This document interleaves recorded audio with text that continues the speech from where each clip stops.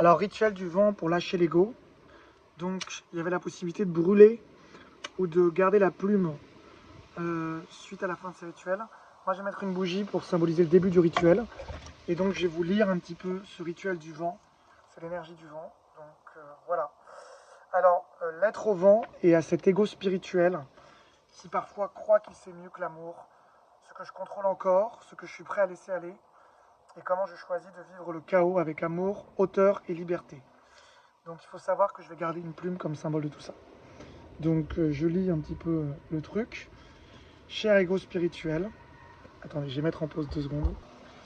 Alors du coup, cher ego spirituel, tu me fais croire que je suis mieux que les autres, car j'ai compris que les choses que les autres n'ont pas compris, enfin en gros je comprends des choses que les autres n'ont pas compris, parce que des fois j'ai fait des erreurs dans mon passé et je les vois faire des erreurs que j'ai faites, et donc du coup je les juge. Par exemple, en ce moment, je me suis observé à juger les gens qui sont trop dans le mental, trop dans l'analyse psychologique, parce que moi j'ai lâché ça pour être plus juste dans l'incarnation, dans le vivant et dans la guérison des blessures, qui est plus quelque chose de spirituel et moins d'analyse, de réflexion. Mais c'était une phase qui était nécessaire avant que je sois là-dedans. Et en réalité, c'est moi que je juge. Je contrôle encore les attitudes et les informations des autres. En réalité, tout ça, c'est une façon d'éviter qu'ils me blessent, d'être humilié, maltraité ou trahi. Et j'ai toujours des moments où je contrôle, où je suis jaloux, où je juge.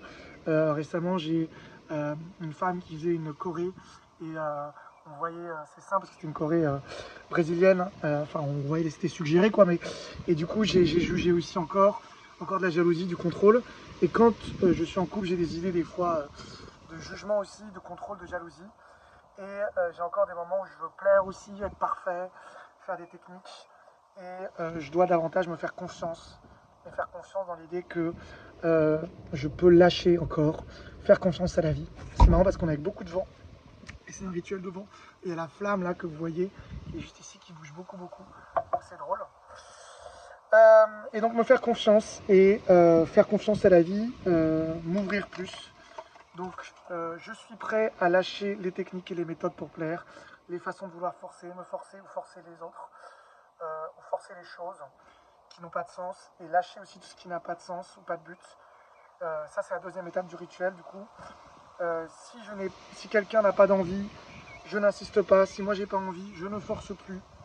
Je fais uniquement des projets qui ont du sens pour moi et qui me plaisent.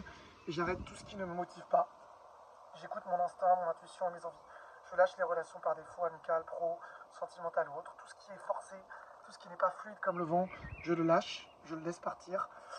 Je n'ai plus d'ennemis, ennemis. Hein. Le ennemi, c'est la haine qu'on met sur les autres.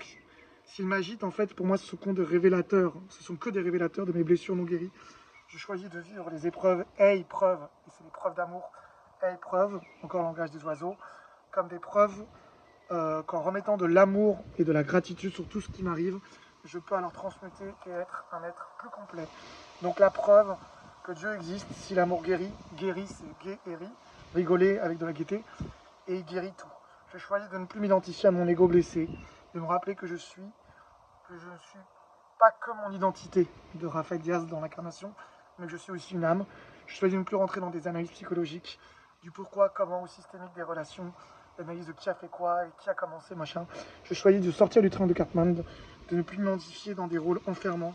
Je choisis de ne plus être dans l'illusion de la réalité, enfermant dans des concepts ou des idées aussi beaux soient-ils, même l'amour. Je remplace mes attentes par des envies et des élans joyeux. Je m'aime, j'aime la vie, toi, moi, nous, tout. Et voilà, je voulais vous partager un voyage que j'ai fait sur la colère, où j'ai trouvé un dragon qui avait une crête en or et en noir. Enfin, c'était une crête comme ça, noir et or. Et ce dragon avait une muselière, comme s'il n'arrivait pas à s'exprimer. Le chakra à la gorge était très bloqué. Je lui ai retiré sa muselière comme une cage qu'il avait sur sa mâchoire. Il a craché un énorme feu. Et ensuite, ça allait mieux. Il toussait un petit peu, j'ai parlé avec lui. Je lui ai lâché aussi ce qu'il avait sur les griffes, comme si c'était bloqué. C'est marrant parce que moi j'ai un problème à la mâchoire ici. Et j'avais des petits problèmes sur le pouce de certains doigts. Donc ça représentait bien mes blocages aussi au niveau psychosomatique, psychocorporel. Et ensuite il a craché son feu, ça allait mieux. Et ensuite j'ai fait un voyage avec lui dans la tempête, tout ça. Et à la fin on m'a demandé qu'est-ce que j'avais retenu de ce voyage. Il y a 3 choses que j'ai retenues. J'étais au sommet de la violence hier. 1, que la colère saine est quelque chose de bon. La bonne colère, un peu comme Jésus quand il a crié dans le temple. La colère saine est une bonne chose. Honorer le stop et le non. Stop et non à moi quand je me force. Stop et non si les autres ici, ils se forcent. Et l'amour maternel, parce qu'effectivement, je voyais l'amour de ma mère à la fin qui me soutenait et qui avait beaucoup de gratitude pour moi dans l'expérience que je faisais.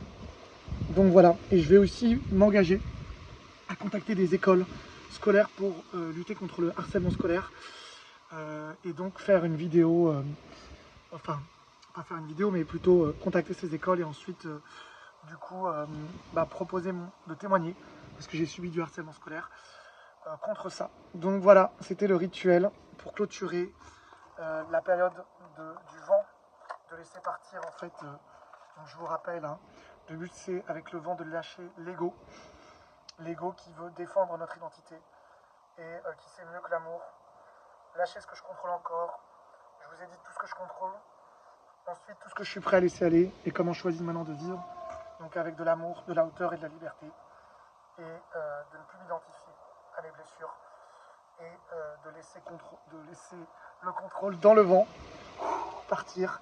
Et pour terminer, je vais souffler. Je vais garder la plume que d'ailleurs j'avais trouvé. J'arrivais pas à trouver la plume quand j'ai cherché une plume parce que je devais trouver une plume dans la rue pour symboliser tout ça. Je voyais que des cacas partout. Et puis à un moment donné, j'ai trouvé ma plume et je me suis dit que c'est marrant parce que j'ai dû passer par d'abord observer des cacas avant de trouver ma plume.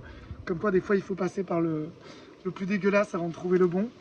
Donc voilà, et là maintenant j'ai une plume qui symbolise aussi le lâcher prise. Donc cette plume, je vais la garder plutôt que de brûler ce texte, parce que je voudrais garder pour avoir une trace dans mon carnet de mon évolution. Je vais garder la plume comme un symbole de je suis dans la curiosité sacrée, dans l'appréciation de l'inconnu, de profiter du chemin, d'aimer le processus, dans l'humilité authentique. Voilà, je remercie mon corps et je laisse partir ce qui doit partir, s'évacuer.